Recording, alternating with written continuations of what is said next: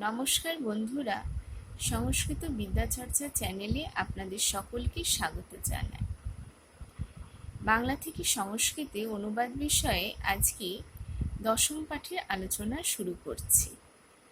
আজকের যে বিষয়ে আলোচনা করব সে বিষয়টি হলো লট অর্থাৎ বর্তমান কাল দিয়ে কিছু বাক্য গঠন করে দেখাবো। এই লট অর্থাৎ বর্তমানকালে ধাতুরূপের আকৃতি কেমন হয় এ বিষয়ে আমার চ্যানেলে অন্য ভিডিও আছে, আপনারা চাইলে দেখে নিতে পারেন। আজকের বিষয়ে আলোচনা তাহলে শুরু করছি। প্রথমেই বলা হচ্ছে আমি বেদ পাঠ করি। আমি মানে অহং, এটি অস্মৎ শব্দের রূপ, প্রথমার একবচনের রূপ। বেদ বেদং পাঠ করি মানে পঠামি, পট ধাতুর রূপ এখানে হয়েছে। তারপর বলা হচ্ছে আমরা দুজন আশ্রমে যাইতেছি। আমরা দুজন মানে আবাং, অস্মৎ শব্দের রূপ। অস্মৎ শব্দের দ্বিবচনের রূপ হলো এখানে আশ্রমে, আশ্রমেই থাকছে। যাইতেছি মানে এটা গম ধাতুর রূপ হবে, তাহলে গচ্ছাবহ। যেহেতু দুজন আছে সেহেতু দ্বিবচনের রূপ হলো এখানে। তারপর বলা হচ্ছে আমরা এখানে বাস করি। আমরা মানে বয়ং, এটি অস্মৎ শব্দের রূপ, বহু বচনের। এখানে মানে অত্র বাস করি। বসামহ বা তিষ্ঠামহ। বসামহ এটি বস ধাতুর রূপ, আর তিষ্ঠামহ স্থা ধাতুর রূপ। দুরকমই হতে পারে। তারপর বলা হলো যে তুমি কোথায় থাকো। তুমি এটি যুষ্মৎ শব্দের রূপ হবে ত্বং পুত্র তিষ্ঠসি। তাহলে তিষ্ঠসি হলো এখানে মধ্যম পুরুষের একবচনের রূপ। যেহেতু তুমি এখানে একবচনের রূপ সেহেতু তিষ্ঠসি হলো। তারপর বলা হচ্ছে তোমরা দুজন কাহার সহিত যাইতেছ। তোমরা দুজন মানে দ্বিবচনের রূপ হবে যুষ্মৎ শব্দের যুবাং।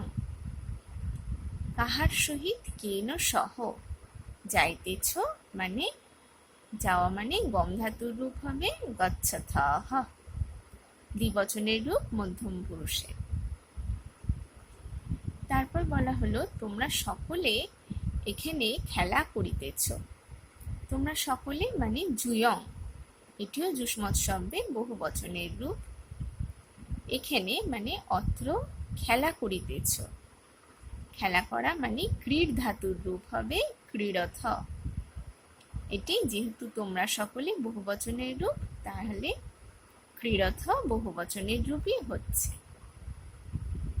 তারপর দেখা যাচ্ছে যে বলা হচ্ছে সে রামায়ণ পাঠ করে। সে মানে তৎ শব্দের রূপ, তৎ শব্দে প্রথমার একবচনে সহ। রামায়ণ রামায়ণং পঠতি মানে পট ধাতুর রূপ হচ্ছে প্রথম পুরুষের একবচনে। যেহেতু সে একবচনে সেহেতু পঠতি একবচনে হলো। তারপর বলা হলো তাহারা দুজন গান গাহিতেছে। তাহারা দুজন মানে তো, এখানে তৎশব্দের রূপ তো, দ্বিবচনের রূপ। গানং গায়তঃ। গায়তঃ গৈ ধাতুর রূপ, গৈ ধাতুর প্রথম পুরুষের দ্বিবচনের রূপ গায়তঃ। তারপর বলা হলো তারা সকলে গ্রামে বাস করে। তারা সকলে মানে তে, এটি তৎশব্দেরই রূপ, বহু বচনে। তে হচ্ছে গ্রামে, গ্রামে হচ্ছে বাস করে, মানে এখানে বসন্তীও বলা যেতে পারে বা তিষ্ঠন্তীও বলা যেতে পারে। যেহেতু তারা সকলে বহু বচনে আছে সেহেতু বসন্তী বহু বচনের রূপ হলো, অথবা তিষ্ঠন্তি বহু বচনের রূপ হতে পারে। আজকের বিষয়ের আলোচনা তাহলে এই পর্যন্ত। আবার অন্যদিন অন্য কোনো বিষয় নিয়ে আলোচনা করব। আপনারা আপনাদের মতামত অবশ্যই কমেন্টের মাধ্যমে জানাবেন।